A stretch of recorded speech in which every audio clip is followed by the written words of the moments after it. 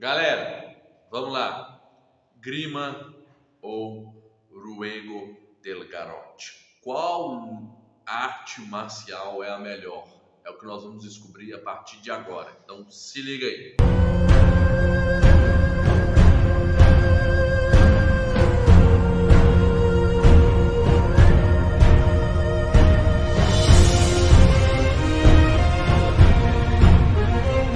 Galera, já que a gente está falando de artes marciais que usam armas, claro que eu preciso te dizer para você ir no link da descrição depois que acabar esse vídeo, acessar lá o link que vai levar você para conhecer o meu curso Operador de Paz.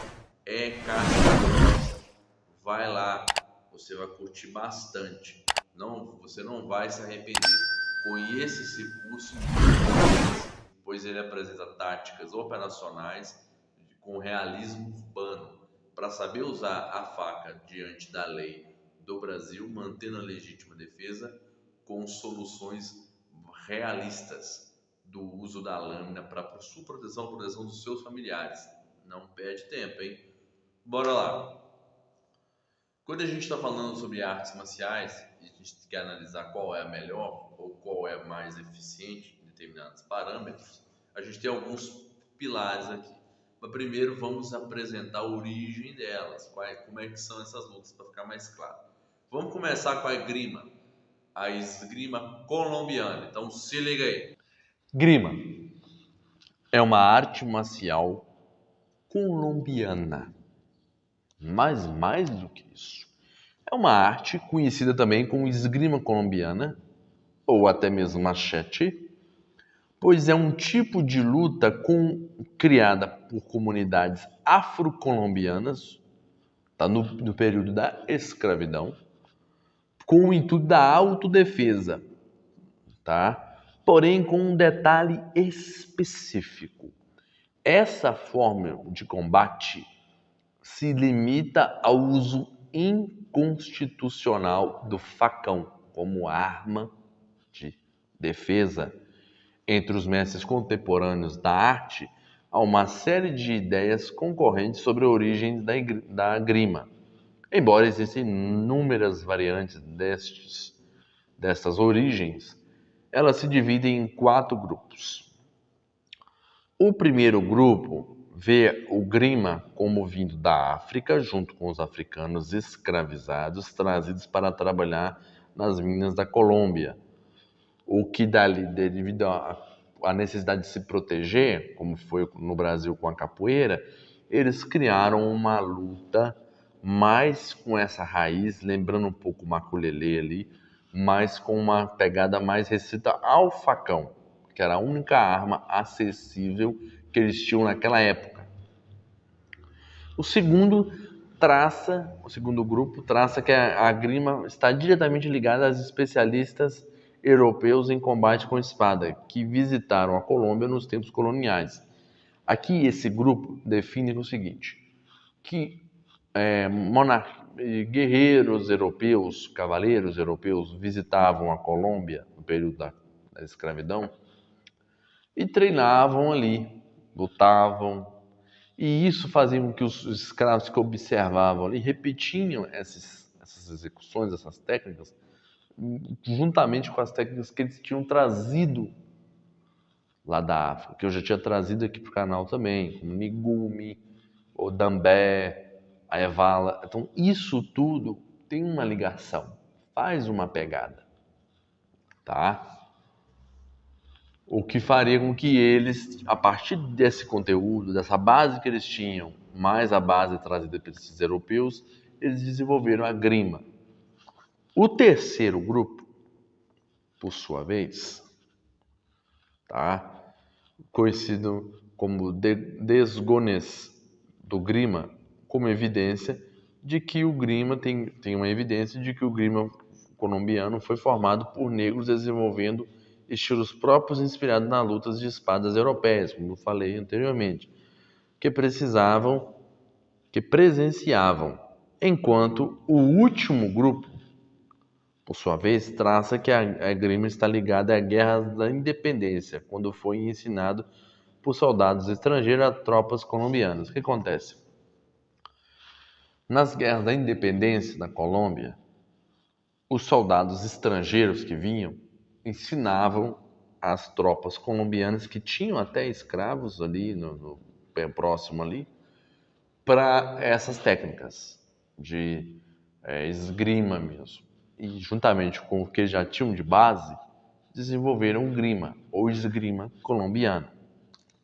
Em um futuro próximo, pesquisas comparativas sobre as histórias de esgrima do mundo atlântico podem fornecer detalhes mais claros sobre a relação histórica entre esses estilos de esgrima colombianos e outras tradições de esgrima do mundo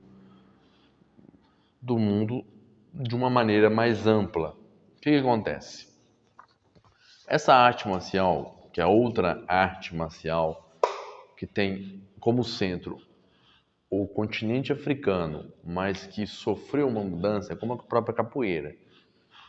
Havia lutas africanas lá, como o próprio batuque, e quando chega a um país estrangeiro, ela se adapta àquele país. Então muda muita coisa, muda a visão disso, muda a característica, muda uma relatividade diferenciada. Tudo isso que muda faz você ter uma visão melhor, faz você ter uma visão mais interessante, uma visão muito mais assim específica, ok? Mas sem dúvida é, como eu sempre falo aqui no canal, uma arte marcial a ser respeitada pela sua agressividade, porque é uma arte marcial que resistiu em períodos históricos. Toda luta criada para a guerra, tá? Que resiste a isso, ela tem uma maior possibilidade de se dar bem em meio urbano do que uma luta que foi criada para competição e mantém a competitividade e não o lado marcial. Do outro lado, a gente tem o Juego del Garrote, ou jogo de bastões venezuelanos. Se liga aí. El Juego del Garrote, o jogo de bastões, é uma arte marcial venezuelana, nascida na região mais periférica do país, ali na periferia mesmo, ali, com uma espécie de arte com características de ser um mero jogo, como o nome já diz, mas ao mesmo tempo é uma arte marcial que treina coordenação motora, visão, diretriz e uma melhora dos seus próprios reflexos. Mas deixa eu te contar direitinho onde começou essa luta, como é que ela começou. Vamos lá. El Juego del Garrote, o jogo de bastões, é um tradicional sistema de defesa pessoal venezuelano e não se sabe ao certo quando a prática teve início, mas há indícios que ela iniciou em 1810. A Gazeta de Caracas já fazia referência à luta que teria surgido entre os escravos e camponeses, que passaram a usar seus instrumentos de trabalho, bastões, facões e facas para se defender. Semelhante à esgrima espanhola, a luta se baseia em uma série de movimentos para evitar ser atingido pelo bastão do adversário e, é claro, conseguir investir golpes contra o oponente. Uma coisa que percebemos, e eu percebi muito, tanto eu quanto o instrutor Giovanni, quando a gente estava pesquisando sobre a luta, é que ela tem algumas características muito fortes pela origem dela, com o maculelê, né, uma forma de combate armado que tem dentro da capoeira. Nós vimos uma relação ali muito forte ali com o próprio Libô. Vimos outras formas ali tão relacionadas à cultura do próprio país, como até com o próprio Ticum, né, que é a arte marcial boliviana. Uma coisa que a gente percebeu é que essa luta, ela não tem uma região própria. Por exemplo, iniciou-se ali na periferia como um sistema de defesa pessoal, mas ela foi se espalhando pelo país ali e vai adotando essas medidas de defesa pessoal. É um combate muito direcionado.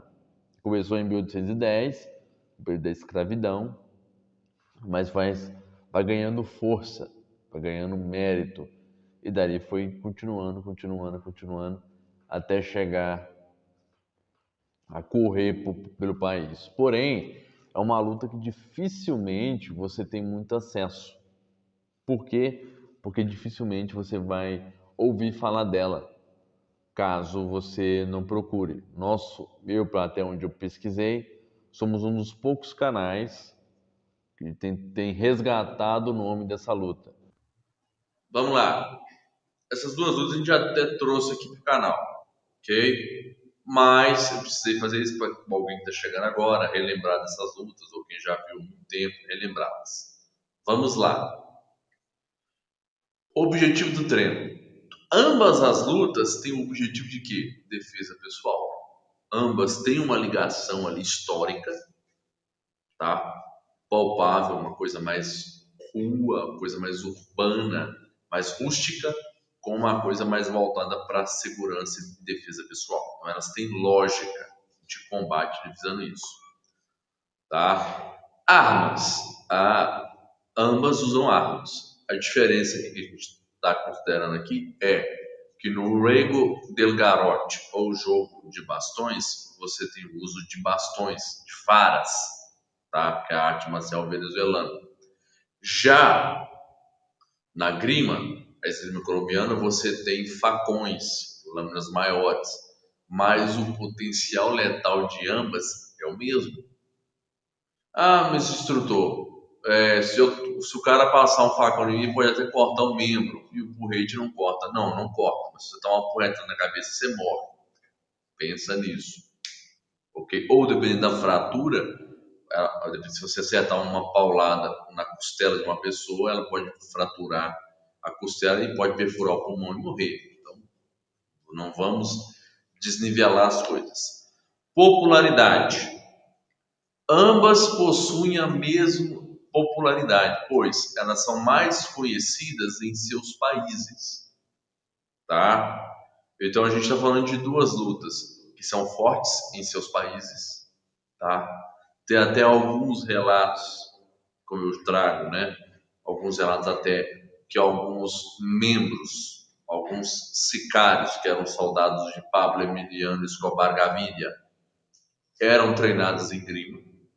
Não é como conforme tem um dado histórico confirmado isso, mas muitos eram nos relatos que tem, eles sabiam usar a lâmina. E a luta de bastões venezuelana também tem uma forte ligação com defesa pessoal ali, e é muito forte ali, mas no interior da Venezuela, na periferia da Venezuela, e não se espalhou para fora. Então a gente tem duas artes marciais fixas em seus países, tá? E portanto a popularidade delas é mais restrita ali em ambos os seus países, tá? Qual seria a melhor? Essa é a pergunta que eu faço para você que está me assistindo agora. Qual você acha mais interessante? Qual você acha mais lógica ou eficiente visando a rua ali? Deixa aí nos comentários o que você acha, tá? Esse vídeo é bom para você? Deixa o seu like, se inscreve nesse canal e ativa o sininho para não perder mais vídeo. E como eu costumo dizer, tamo junto. E ó, vai no link da descrição aí. Só tem conteúdo casca grossa, beleza? Vou nessa. Aquele abraço.